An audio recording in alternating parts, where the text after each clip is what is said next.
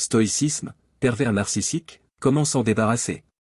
Ces signes qui doivent alerter et ces 5 étapes pour t'en libérer. Vous avez probablement déjà entendu parler des pervers narcissiques, un terme qui semble désigner toute personne difficile ou toxique. Aujourd'hui, les réseaux sociaux et les moteurs de recherche font du pervers narcissique un phénomène de mode, mais il reflète un mal-être réel dans une société anxiogène. Le stoïcisme, philosophie antique prônant la maîtrise de soi, la résilience et la vertu, offre des outils concrets pour identifier ces individus manipulateurs et vous en libérer. Comment reconnaître un pervers narcissique, comprendre ses mécanismes et appliquer les principes stoïques pour reprendre le contrôle de votre vie? Les origines du trouble, narcissisme et perversion. Pour comprendre le pervers narcissique, il faut disséquer ces 2 composantes, le narcissisme et la perversion. Le narcissisme, une obsession de soi. Le narcissisme tire son nom du mythe grec de Narcisse, un jeune homme si fasciné par son propre reflet qu'il en meurt, incapable de s'en détacher. Un pervers narcissique vit pour son ego, cherchant constamment l'admiration et plaçant ses intérêts au-dessus de tout.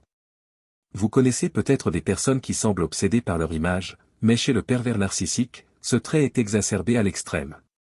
Il ne s'intéresse à vous que pour servir son propre reflet, comme Narcisse contemplant son image dans le lac.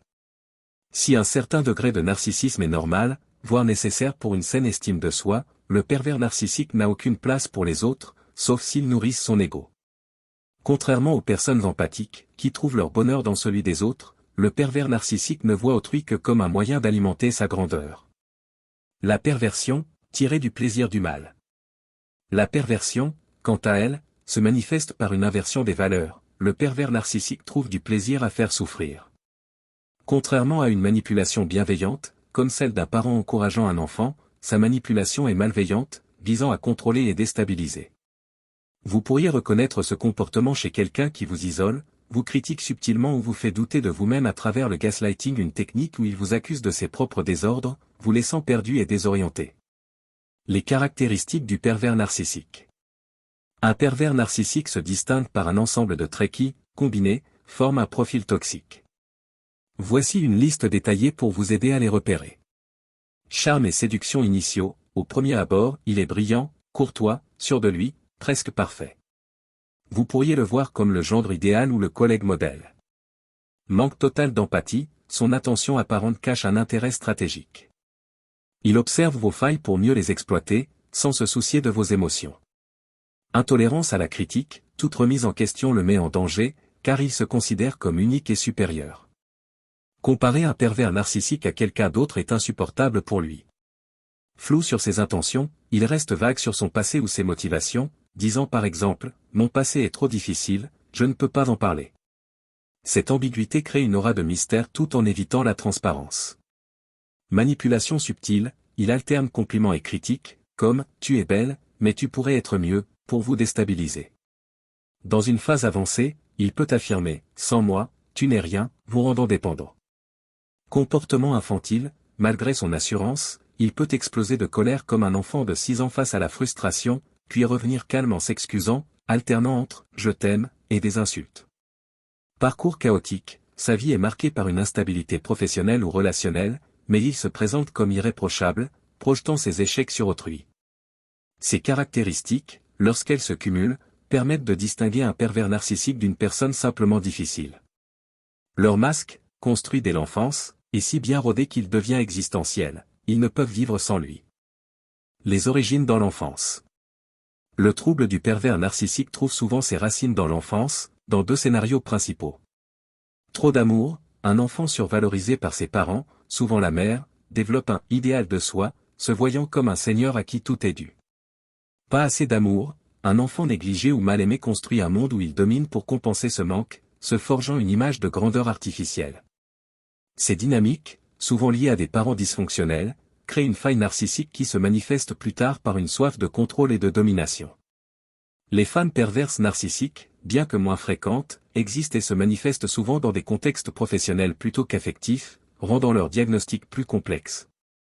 Pourquoi certains attirent les pervers narcissiques? Vous vous demandez peut-être pourquoi certaines personnes semblent être des aimants pour les pervers narcissiques. Ils ciblent des profils spécifiques.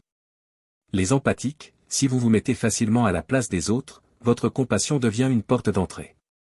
Le pervers narcissique se présente comme une victime pour capter votre attention et vous manipuler. Les personnes ayant subi des violences, si vous avez grandi dans un environnement toxique, leur comportement peut sembler familier, voire rassurant, car il fait écho à votre passé. Ceux avec une faible estime de soi, une faille narcissique vous rend vulnérable, car le pervers narcissique exploite votre besoin de validation pour vous rendre dépendant.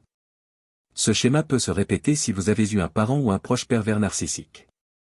Cette habituation vous pousse à reproduire des dynamiques connues, même destructrices, dans l'espoir inconscient de réparer une blessure passée. Le stoïcisme, une philosophie pour se protéger. Le stoïcisme, enseigné par des penseurs comme Épictète et Marc Aurèle, repose sur un principe fondamental: vous ne pouvez contrôler que vos pensées, vos actions et vos réactions, pas les comportements des autres. Face à un pervers narcissique, cette philosophie devient une armure.